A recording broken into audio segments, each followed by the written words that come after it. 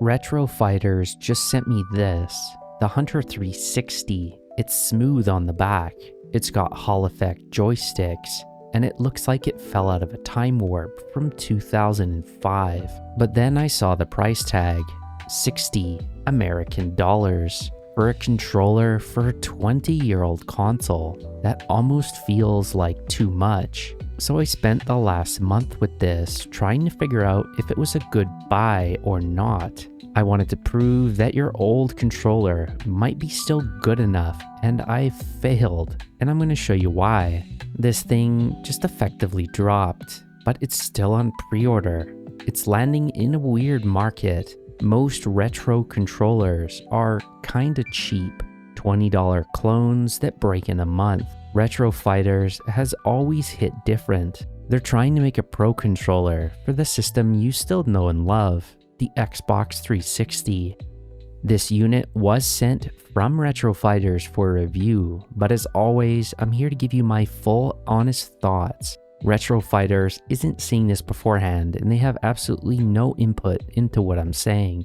If you're interested, I'll leave a link down in the description below, but my job here today is to tell you if it's actually worth your money. Specs wise, it's 2.4 GHz wireless, so no Bluetooth lag, which is really nice. And it works on PC and the original hardware effortlessly. I unfortunately don't have an original 360, so I can't check it on that. It comes in black, white, and my personal favorite, the transparent green. Now here's one of the most polarizing features, the weight. On the spec sheet, it's 8.1 ounces, but in reality, when you pick this thing up for the first time, you might freak out. It feels a little hollow. If you equate heavy with premium, you might hate this instantly. Hold that thought, because the lightness is its actual secret weapon. But let's talk about the ergonomics. The Hunter 360 deletes that battery bump entirely. Your fingers just rest. It feels incredibly similar to the classic 360 controller, but modernized. But the real story here is the triggers. I don't know what magic they worked here, but these are softer and smoother than the original Microsoft ones. The travel on these triggers is buttery smooth. The edge is rounded off so it doesn't cut into your skin. It makes the OEM controller feel like a jagged rock. However, we have to talk about the D-pad. RetroFighters went with a dome switch design. See that though? It's loose. It's got a little bit of a wobble. Now, it is really accurate, and you're not going to get any false diagonals, and the flared edges help you grip it. However, it does feel a bit mushy. Now, there's a side effect to this lightweight build that you need to know about, the rumble. Look, I really think the motors are solid, but when you fire a shotgun in Halo, you kind of feel it. It's not a flagship rumble. Because the shell is so hollow, the vibration feels echo-ish. It reverberates through the frame differently than a dense, heavy OEM controller. You can almost hear the plastic rattle inside, but not quite. It's not bad, but it definitely lacks the deep, premium thud from a modern Series X controller. It's a reminder that this is, at the end of the day, a third-party controller, albeit a very good one.